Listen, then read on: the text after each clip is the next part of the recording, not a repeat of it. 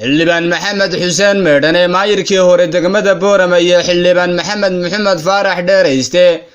oo hore u soo noqday maayir ku-xigeen isla markaana xilligan labadoodu ay ka tirsan yihiin xildhibaanada aqalka golaha deegaanka degmada Boorama ayaa waxay mowqif adag iska taageen hadallo maalinnimadii shalay ka soo yeedhay duqa degmada Boorama Saleebaan Xasan Xadi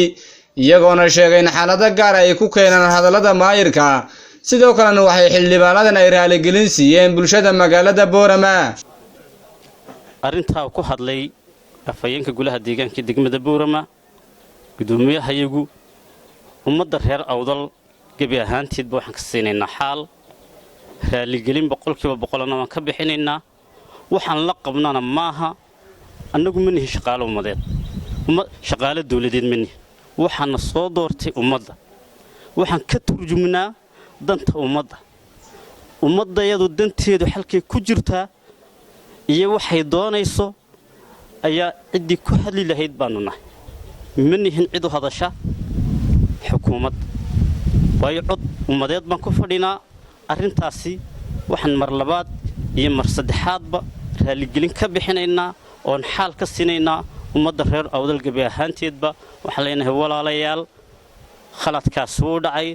raali ka noqda waxaan isku raacsanahay maaha saamiguna waa xaq ummadda reer awdal ay leedahay oo ka maqan annagoo ah golaha deegaanka degmada Boorama waxaan bulshooyinka qiimaha iyo qaayaha leh ee reer awdal gabi ahaanba xaal ka siinaynaa kelmadda ka soo yeedhay afayeenka iyaga golaha deegaanka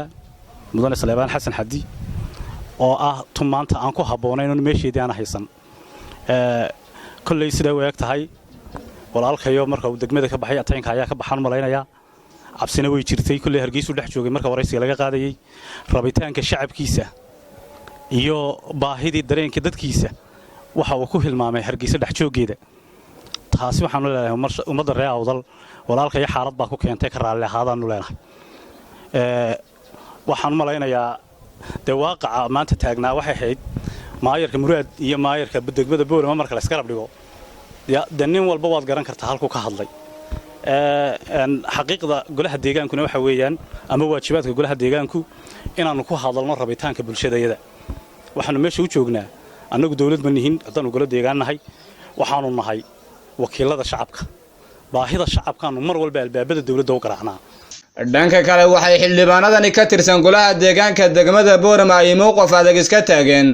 arrimaha doorashooyinka iyagoona sheegay in saami qaybsi la'aan aan la gelin doorashooyinka waxaana ay si wadajir ah u taageereen xildhibaanada ka tirsan golaha wakiilada ee ka soo jeeda gobolka Awdal ee saaka golaha ka dareeray iyagoona si weyn u bogaadiyay xildhibaanadaasi laakiin halka maanta waaqaca bulshadaydu ay taagan tahay waxa weeye in saami qaybsi la'aantii aan waxba la geli karin